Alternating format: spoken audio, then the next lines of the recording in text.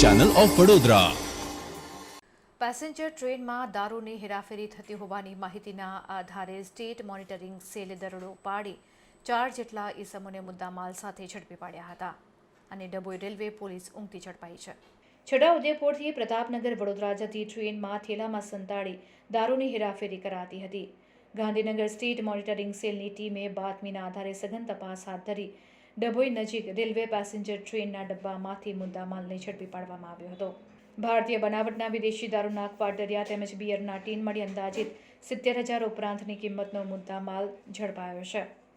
Monitoring સેલના PSI SR શર્માની ટીમે છોટાઉદેપુરથી ડભોઈ સુધી ટ્રેનમાં અલગ અલગ ટીમ બનાવી સફળ રીતે હેરાફેરી ઝડપી પાડી મુદ્દામાલ સાથે હેરાફેરી કરનારા દિલાવર શંકર રાઠવા, ગુણવંત રવજી રાઠવા, પ્રવીણ ઠાકોરભાઈ તડવી તેમજ એક અજાણ્યો ઈસમ અલીરાજપુર આમ 4 ઈસમોને ઝડપી લેવામાં આવ્યા હતા।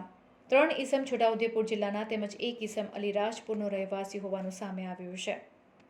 ત્યારે પોલીસે પ્રોહિબિશન ગુના હેઠળ મુદ્દામાલને કબજે કરી ડભોઈ રેલવે પોલીસને સુપરત કરી આગળની તપાસ હાથ ધરી છે।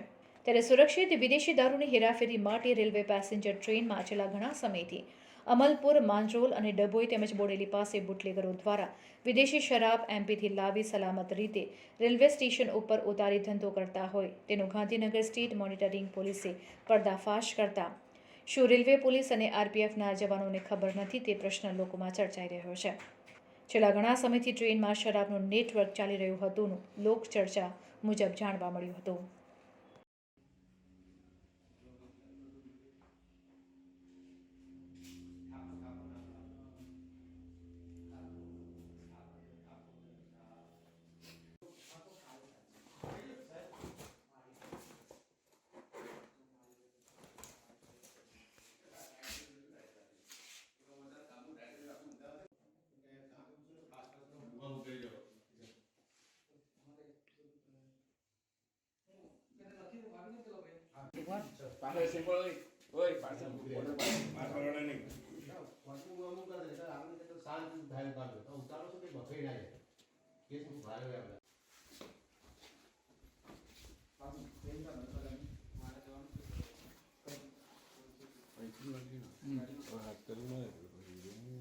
नहीं